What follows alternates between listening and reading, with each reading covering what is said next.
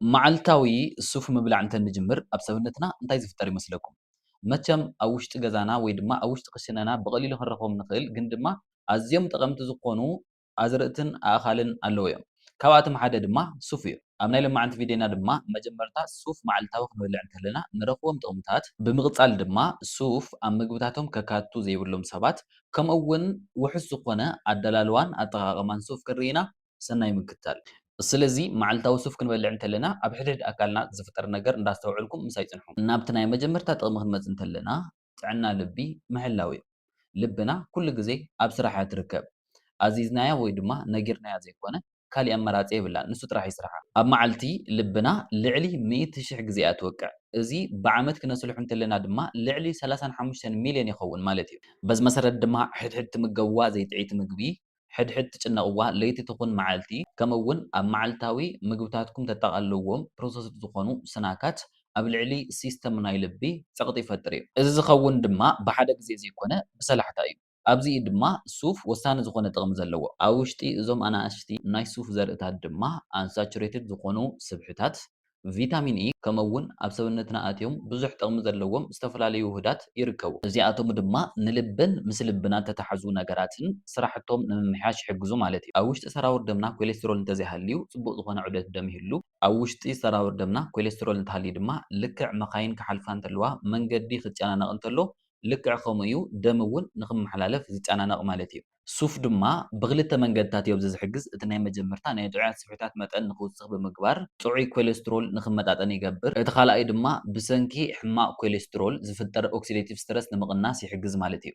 ብተወሳኺ ድማ ሱፍ ኣብ ውሽጢ ሰራዊር ደማት ነድሪ ንኸይፍጠር ይሕግዝ እዩ። ነድሪ ማለት ልክዕ ከም ኣብ ውሽጢ ቱቦታት ዝፍጠር ምምራት ማለት እዩ።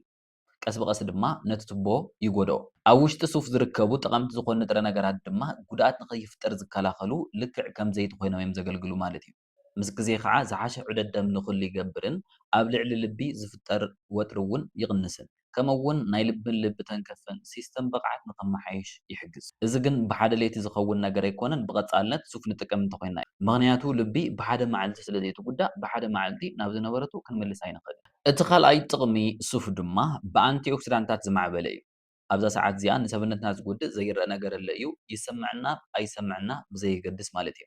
ፍሪ ራዲካላት ዝበሃሉ ዘይተረጋግዑ ሞለኪላት ዋህታት ክጎድኡ ይኽእሉ እዮም። ሰውነትና ግን ነዚ መጥቃዕቲ ስቕ ኢሉ ኢድሂቡ ዝፅበ ዘይኮነስ ናይ ባዕሉ ዝኾነ ንምክልኻል ዝጠቅም ሲስተም ኣለዎ እዩ። እዚ ንምክልኻል ካብ ዝጠቕሙ ኣብ ውሽጢ ሱፍ ዝርከቡ ኣንቲኦክሲዳንታት ድማ ቪታሚን ኢ ሓደ እዩ። ኣብዚ ቪታሚን ኢ እንታይ እዩ ዝገብር እንተኢልኩም ድማ እቶም ዘይተረጋግዑ ሞለኪላት ወይ ድማ ፍሪ ራዲካላት ኣብ ዋህያታት ከይዶም ጉድኣት ከየብፅሑ እንዳሃለዉ ገና እንተለዉ ንኽመጣጠኑ ይገብር ማለት እዩ። ስለዚ ሰውነትና እዞም ፍሪ ራዲካላት ጉድኣት እንዳብፅሑሉ እንዳሃለዉ ስቕ ኢሉ ዝርኢ ዘይኮነ ብዋህያት ደረጃ ናይ ባዕሉ ዝኾነ ናይ ምክልኻል ሲስተም ኣለዎ እዩ ማለት እዩ።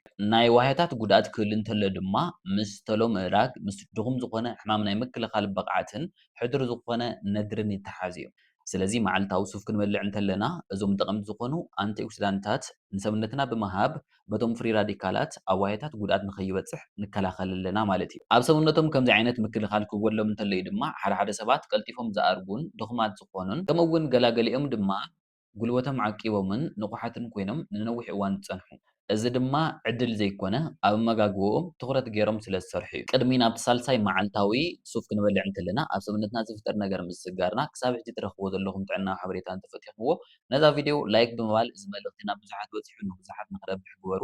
ከምኡውን ናብዚ ቻነል ሓደሽቲ እንተኮይንኩም ሰብስክራይብ ብምግባር ቤተሰብ ኩኑ።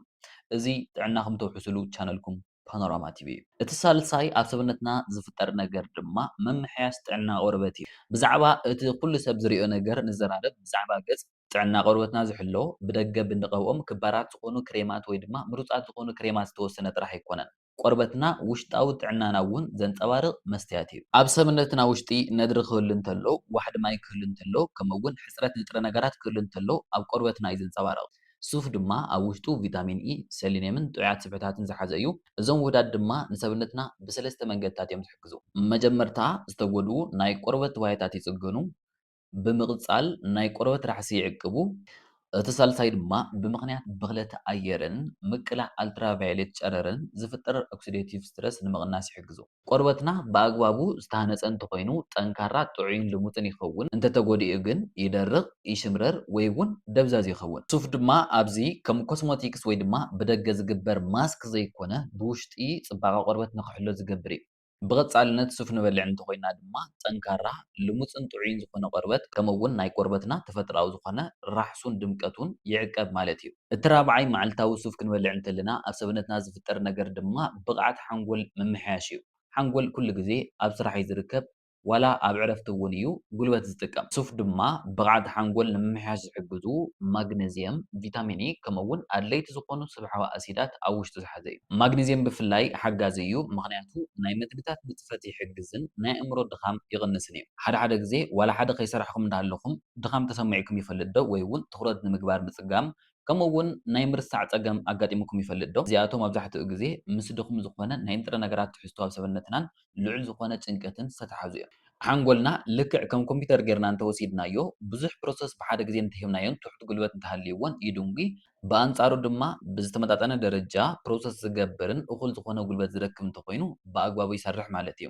ሓንጎልና እውን ልክዕ ከምኡ እዩ። ሱፍ ድማ ነዚ ኣብ ምሕጋዝ ዓብይ ግደ እዩ ዘለዎ። እዚ ዝኸውን ግን ብቐጻልነት ሱፍ ክንበልዕ እንተለና እዩ። ሱፍ ድማ ንጥረ ነገራዊ ነዳዲ ኮይኑ ነዚ ንምሕጋዝ ይጠቅም ማለት እዩ። እቲ ሓምሻይ ዝፍጠር ነገር ሕማም ናይ ምክልኻል ዓቕምና ይጥንክር። ሕማም ናይ ምክልኻል ስርዓትና ሓደ ኣካል ኣይኮነን ኣርሚ ሙሉእ እዩ። እቶም ዝቃለሶም ነገራት ድማ ከባብያዊ ፀቕጢ፣ ባክተርያታትን ቫይረሳትን ይርከብዎም። ሱፍ ድማ ኣብ ውሽጡ ሰሊንየም፣ ዚንክን ቪታሚን ኢን ዝሓዘ እዩ። እዞም ንጥረ ነገራት ድማ ነቶም ናይ ሕማም ምክልኻል ስርዓት ዋያታት ስራሕቶም ዝሕግዙ እዮም። እዚ ከዓ ልክዕ ከም ኣብ ልምምድ ዘሎ ኣርሚ ጌርኩም ሕሰብዎ። እቶም ወተሃደራት ብኣግባቡ እንተዘይተመጊቦምን ድኹማት እንተኮይኖምን ብኣግባቡ ክከላኸሉ ይኽእሉን ማለት እዩ። እዚ ክስተኻኸል እንተኽኢሉ ግን ቅልጡፍን ብቑዕን ዝኾነ ምላሽ ይህቡ ማለት እዩ። ንረኽስታት ብዝሓሸ ደረጃ ይዋግኡ። ዝኾነ ኣጋጣሚ ረኽሲ እንተጋጢሙ ድማ ቀልጢፍና ንክንሓዊ ይሕግዙ ማለት እዩ። ሓፈሻዊ ጠንካራ ዝኾነ ሕማም ናይ ምክልኻል ስርዓት ንክህልወና እውን ይሕግዙ። ኣብዚ ግን ሓደ ነገር ምፍላጥ ኣድላይ እዩ። ሕማም ናይ ምክልኻል ስርዓትና ብሓደ መዓልቲ ዝህነፅ ኣይኮነን መዓልታዊ ዝህነፅ እዩ። ሕማም ናይ ምክልኻል ስርዓትና መዓልታዊ ዝህነፅ ድማ በመጋግባና ብንረኽቦ ድቃስን መዓልታዊ ንገብሮ ናይ ኣነባብራ ቅድናን እዩ። እቲ ሻድሻይ መዓልታዊ ሱፍ ክንበልዕ እንተለና ኣብ ሰውነትና ዝፍጠር ነገር ድማ ውሽጣዊ ነድሪ ይቕንስ። ነድሪ ኩሉ ግዜ ኣይኮነን ዝፍጠር። ኣብ ዘመናዊ ዓለም ግን ሓደ ካብቶም ዓበይቲ ውሽጣዊ ፀገማት እዩ ኮይኑ ዘሎ። ድኹም ዝኾነ ኣመጋግባ፣ ጭንቀት ከምኡ'ውን ሓፂር ናይ ድቃስ ግዜ እዚኣቶም ኩሎም ነቲ ኣብ ውሽጢ ሰውነትና ዝተፈጠረ ነድሪ ንኽበኣስ እዮም ዝገብሩ። ሱፍ ድማ ነዚ ከይዲ ንምቕናስ ዝሕግዙ ውህዳት ዝሓዘ እዩ። ልክዕ ከም ኣብ ውሽጢ ሰውነትና ቀሲሉ ዝቀጻጸል ሓዊ ጌርኩም ውሰድዎ። ብሓደ ግዜ ዝትኮስ ወይ ድማ ዝፍንድእ ዘይኮነ ቀስ ብቐስ እንዳተቐጻጸለ ኣብ ውሽጢ ሰውነትና ዘለዉ ትሹታት ዝጎድእን ዘዳኽምን። ሱፍ ድማ ነዚ ውሽጣዊ ዝኾነ ሓዊ መጠኑ ንክቕንስን ስራሕቲ ውሽጣዊ ኣካላትና ንምምሕያሽ ዝሕግዝን እዩ። እቲ ሻውዓይ ኣብ ሰውነትና ዝፍጠር ነገር ድማ ናይ ደም ሽኮር መጠን ምምጥጣን እዩ።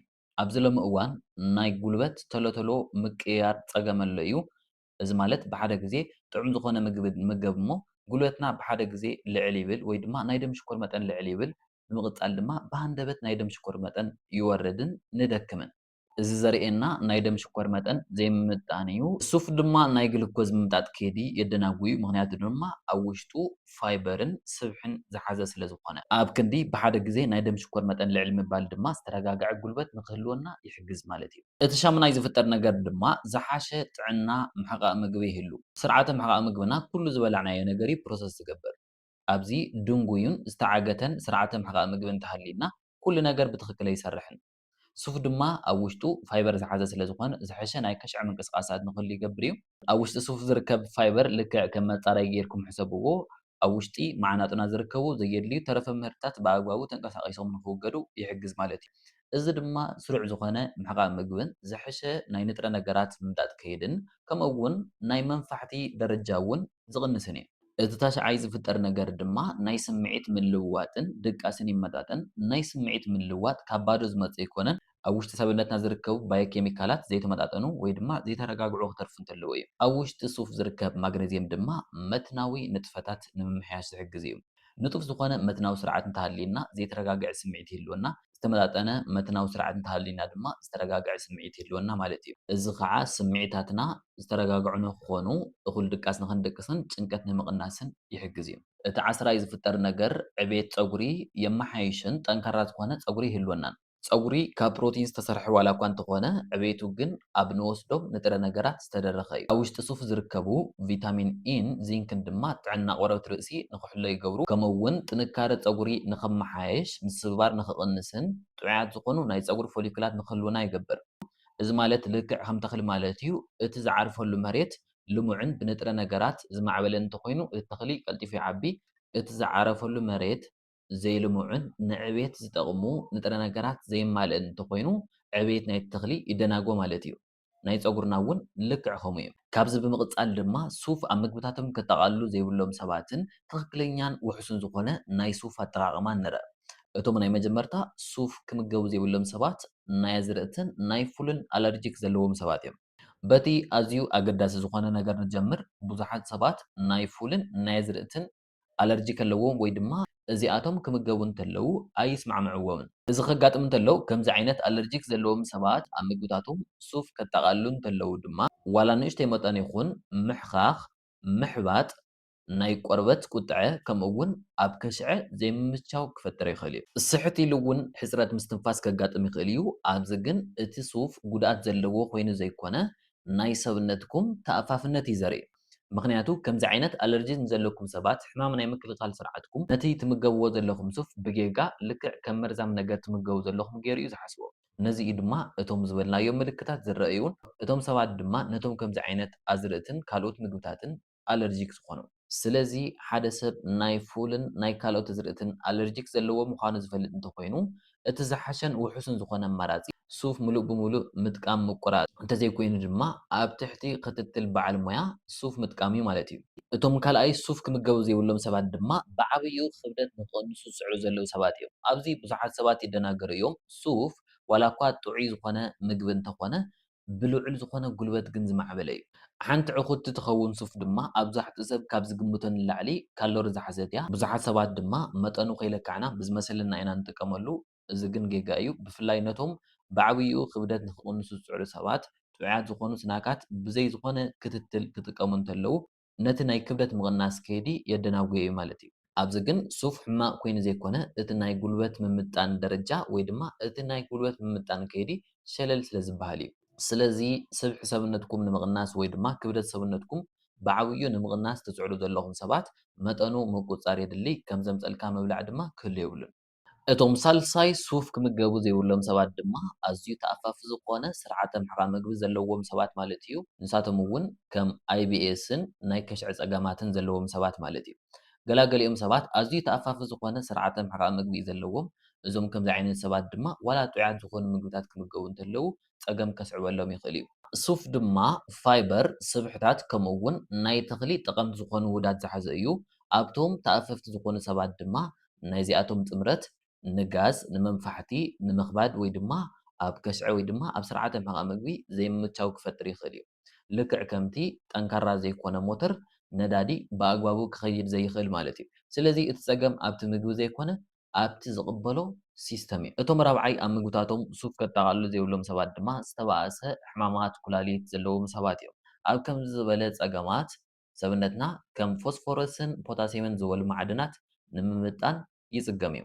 ሱፍ ድማ ብተፈጥሩ እዞም ክልተ ዝሓዘ እዩ። እዚ ንጥዑያት ዝኾኑ ሰባት ዝኾነ ዓይነት ፀገም ዘለዎ ኣይኮነን። ነቶም ከምዚ ዓይነት ናይ ኩላሊት ፀገማት ዘለዎም ሰባት ግን ፅቡቅ ኣይኮነን። እቶም ከምዚ ዓይነት ፀገማት ዘለዎም ሰባት ድማ ብሕክምና ናይ ሱፍ ኣጠቓቕምኦም መጠን ክድረት ይኽእል እዩ። እዚ ድማ ካብ ፍርሒ ዝተለዓለ ዘይኮነ ፊዚዮሎጂ እዩ። እቶም ሓምሻይ ሱፍ ኣብ ምግብታቶም ከጠቓልሉ ዘይብሎም ሰባት ድማ ፕሮሰስ ዝኾኑ ምግብታት ዘዘውትሩ ሰባትን ጨው ኣብ ምግብታቶም ዘብዝሑ ሰባትን እዮም። እዚ ካብቶም ኣብዛሕትኡ ግዜ ሸለል ተባሂሎም ዝሕለፉ ፀገማት ሓደ እዩ። ኣብዛሕትኦም ተዓሺጎም ዝሽየጡ ምግብታት ኣብዛሕትኡ ግዜ እቲ ኦርጋኒክ ዝኾነ ወይ ድማ ተፈጥራዊ ዝኾነ ምግቢ ጥራሕ ኣይኮነን ዝሕዙ ጨው ዝተወሰኾም ብዘይቲ ዝተቐልዉ ከምኡ እውን ከም መጣዕምቲ ወይ ድማ ነቲ ምግቢ ከይተበላሸወ ነዊሕ እዋን ምእንቲ ክፀንሕ ከም መዐቀቢ ዝውሰኹ ነገራት ኣለዎ እዮም። ኣብዚ እቲ ፀገም ድማ ልዑል ዝኾነ ናይ ሶድየም መጠን ኣብ ሰውነትና ክህሉ እንተሎ ልዑል ዝኾነ ናይ ደም ፀቕጢ ንክህሉ ክገብር ይኽእል እዩ። ከምኡ እውን ኣብ ቱሽታት ማይ ንኽዕቀብን ኣብ ልብን ምስ ልቢ እተተሓዙ ነገራት ድማ ወጥሪ ክፈጥር ይኽእል እዩ። ስለዚ እቶም ጥዑያት ዝኾኑ ስናካት ዝበልዑ ዘለዉ ዝመስሎም ሰባት እቲ ኸይዲ ውፅኢት ይቕይሮ እዩ። ኣብዚ ድማ ናይ ሱፍ ፀገም ዘይኮነ ናይቲ ኸይዲ ወይ ድማ ናይቲ ፕሮሰስ ፀገም እዩ። ሳድሻይ ኣብ ምግብታቶም ሱፍ ከጠቓልሉ ዘይብሎም ወይ ድማ ክጥንቀቑ ዘለዎም ሰባት ድማ ናይ ምንጋጋን ናይ ኣስናንን ፀገማት ዘለዎም ሰባት እዮም። ካልእ ዘተሓሳስብ ነገር ድማ ሱፍ ኣብዛሕትኡ ግዜ ምስ ቅረፍቱ ኢና ንበልዖ ብቐፃልነት ብኸምዚ ምብላዕ ድማ ኣብ ናይ ምንጋጋ ጨዋዳታት ፀቕጢ ይፈጥር ነቶም ተኣፈፍቲ ዝኾኑ ኣስናን ይጎድእን ነቶም ጉድኣት ዘለዎም ኣስናን ድማ ጉድኣቶም ንኽበኣስ ይገብርን ኣብዚ እውን እቲ ፀገም ናይቲ ሱፍ ዘይኮነ እቲ ናይ ምሕያኽ ሜካኒካዊ ከይዲ እዩ ስለዚ እቶም ሱፍ ከወግዱ ዘለዎም ወይ ድማ ኣብ ምግብታቶም ከጠቓልሉ ዘይብሎም ሰባት ነዚኣቶም መስሉ ንምቕፃል ድማ ትኽክለኛን ውሕሱን ዝኾነ ኣጠቓቕማ ሱፍ ክንርኢ ኢና ማለት እዩ ምክንያቱ ኣደላልዋ ንውሕስነት ንጣዕምን ናብ ውሽጡ ዘለዉ ንጥረ ነገራት ፅፈትን ጠቓሚ እዩ እቲ ቀዳማይ ክነስተውዕሎ ዘለና ትኽክለኛ ፅሬት ዘለዎ ዘርኢ ሱፍ ምምራፅ እዩ ኩሉ ነገር ዝጅምር ቅድሚ ምስራሕ ምጅመርና እዩ ፅቡቕ ዝኾነ ዘርኢ ሱፍ ድማ ደረቕ ፅሩይን ፍረሽን ክኸውን ኣለዎ ካብ ምዕሳውን ሕብሪ ምቕያርን እውን ናፃ ክኸውን ኣለዎ ምክንያቱ ሕማቕ ዝኾነ ዘርኢ ሱፍ ድሓር ክቕየረ ኣይኽእልን እዚ እቲ መሰረታዊ ዝኾነ ነገር እዩ እቲ ካልኣይ ኣብ ኣዳላልዋ ክንገብሮ ዘለና ነገር ድማ ምሕፃብ እዩ እዚ እውን ብዙሕ ሰብ ሸለል ዝብሎ ነገር እዩ ግን ድማ ኣገዳሲ ነገር እዩ እቲ ንጥቀመሉ ሱፍ ክረአ እንተሎ ፅሩይ ክመስል ይኽእል እዩ ይኹን እምበር ኣብ ወራ ክዕቀቡ እንተለዉ ዝጠራቐሙ ተረፈ ምህርትታት ከምኡ እውን ብደገ ብኽለት ክህሉ ይኽእል እዩ ስለዚ ካብዚኣቶም ኩሎም ናፃ ዝኾነን ንጥዕናና ዘይጎድእ ሱፍ ክንጥቀም እንተደሊና ምሕፃብ ኣገዳሲ እዩ እቲ ሳልሳይ ኣቀላልዋ እዩ ኣብ ምቕላው ጣዕሙ ጨንኡ ከምኡ እውን ሓቓቕነቱ ይቕየር እዩ ፅቡቕ ዝኾነን ሕማቕ ዝኾነን ኣቀላልዋን ድማ ዝፍለየሉ ናይ ባዕሉ ዝኾነ መስመር ኣለዎም እቲ ዝበለፀ ኣቀላልዋ ድማ ደረቕ መጥበሲ ብምድላው ትሑት ክሳብ ማእኸላይ ዝኾነ ሙቐት ብምሃብ ብቐፃልነት ብምሕባርን ንኸባቢ 5 ክሳብ 10 ደቂቓ እንተፀኒሕና እኹል እዩ እቲ ሱፍ ድማ ሕብሩ ናብ ወርቃማ ነገር ምስ ተቐየረን ጨንኡ ድማ ናብ ፉል ዓይነት ምስ ተቐየረን ደው ክነብል ይግባእ ምክንያቱ ልዕሊ ዓቐን ክንቀልዎ እንተለና እውን እቶም ኣብ ውሽጢ ዘለዉ ንጥረ ነገራት ክጠፍኡን መቐረቱ እውን መሪር ክኸውንን ይኽእል እዩ እቲ ራብዓይ ኣብ ኣደላልዋ ክንጥንቀቐሉ ዘለና ነገር ድማ ናይ ጨው መጠን እዩ ኣብዚ እቲ ፀላኢ ጨው ኣይኮነን ትርፊ ዝኾነ ጨው ምጥቃም እዩ ስለዚ እቲ ንጥዕናና ውሕስ ዝኾነ ሱፍ እንተተኻኢሉ ጨው ዘይብሉ እንተዘይኮይኑ ድማ ንእሽተይ ዝመጠኑ ጨው እኹል እዩ ምክንያቱ ኣብ ካልኦት ንምገቦም ምግብታት እውን ናይ ሶድዮም ትሕዝቶ ዘለዎም ምግብታት ስለ ዘለዉ ኣብ ርእሲኡ ድማ ልዑል ናይ ጨው መጠን ናብ ሱፍ ወሲኽና ክንጥቀም እንተለና ናይ ሶድዮም መጠን ኣብ ሰውነትና ኣዝዩ ልዑል ብምዃን ኣብ ጥዕናና ፀገም ከምፅእ ይኽእል እዩ ስለዚ ምምጥጣን ኣብዚ እቲ ቁልፉ ነገር እዩ እቲ ሓምሻይ ኣብ ኣጠቓቕማ ክንፈልጦ ዘለና ነገር ድማ ኣቀማምጡ እዩ ሱፍ ኣብ ውሽጡ ተፈጥራዊ ዝኾነ ዘይቲ ዝሓዘ ስለ ዝኾነ ብትኽክለኛ መንገዲ እንተዘይቐሚጥናዮ ክበላሾ ይኽእል እዩ ትኽክለኛ ኣቀማምጣ ድማ ኣየር ዘይኣትዎ መቐመጢ ደረቕን ራሕሲ ዘይኣትዎን ከምኡ እውን ካብ ፀሓይ ብርሃን ዝረሓቐን እንተኾነ ተመራፂ እዩ ንነዊሕ እዋን ንምዕቃብ እንተደሊና ድማ ፍሪጅ ዝበለፀ መማረፂ እዩ እቲ ሻድሻይ ክፍለጥ ዘለዎ ነገር ድማ ስሩዕ መዓልታዊ ክውሰድ ዘለዎ መጠን እዩ እዚ ብዙሕ ሰብ ሸለል ይብሎ እዩ ጥዑያት ምግብታት ዋላ ይኹኑ ገደብ ኣለዎም መዓልታዊ ካብ 20 ክሳብ 30 ግራም ዝኸውን ሱፍ ወይ ድማ ሓንቲ ንእሽተይ ዕኹት ኢድ ማለት እዩ ኣብ መዓልቲ ድማ እኹል እዩ ልዕሊ እዚ እንተኮይኑ ካሎርን ናይ ምሕቃቕ ምግቢ ክብደትን ይውስኽ እዩ ስለዚ ምብዛሕ ፅቡቕ ኣይኮነን ኣብዚ እቲ ዋና ነገር ንእሽተይ ዝመጠኑ ወይ ድማ ከምቲ ዝበልናዮ መጠን መዓልታዊ ብቐፃልነት ምጥቃም እዩ ሻውዓይ ሱፍ ክትበልዑ እንተለኹም ክተስተውዕሎም ዘለኩም መጠንቀቕታታት ሰብነትና ኩሉ ግዜ ምልክት ይህበና እዩ እዞም ዝስዕቡ ምልክታት እንተስተውዒልኩም ድማ ሱፍ ምብላዕ ምቕናስ ወይ ድማ ሙሉእ ብምሉእ ደው ምባል የድሊ ናይ ከሽዐ ዘይምምቻው ወይ ድማ ሕማቕ ጨና ወይ ጣዕሚ ካብ ከሽዐ እንተስተውዒልኩም ክብደት ምሕቃቕ ምግቢ መንፋሕቲ እዚኣቶም ኩሎም በጋጣሚ ዝፍጠሩ ኣይኮነን ከምዚ ዓይነት ምልክታት ተስተውዕሉ ከለኹም ድማ ሱፍ ምቁራፅ ወይ ድማ መጠኑ ምቕናስ የድሊ ስለዚ ሱፍ ክንድዚ ዝኣክል ጥቕሚ ኣለዎ ኣብዚ ቪድዮ ዝረኣናዮም ነገራት ድማ መዓልታዊ ሱፍ ክንበልዕ እንተለና ንረኽቦም 10 ጥቕምታት ብምቕፃል ድማ ሱፍ ክበልዑ ዘይብሎም ሰባት ቀጢልና ድማ ትኽክለኛን ውሕሱን ዝኾነ ኣጠቓቕማ ሱፍ ርኢና ኢና ስለዚ ንሎማዓንቲ ዝነበረኒ ትሕዝቶ ነዚ ይመስል ነይሩ ኣብ ቀፃሊ እውን ብተመሳሳሊ ጠቓሚ ዝኾነ ጥዕናዊ ሓበሬታ ክንራኸብ ኢና ክሳብ ሽዑ ግን በብዘለኽምዎ ሰላምን ጥዕናን ተመነ ሰሰና እዩ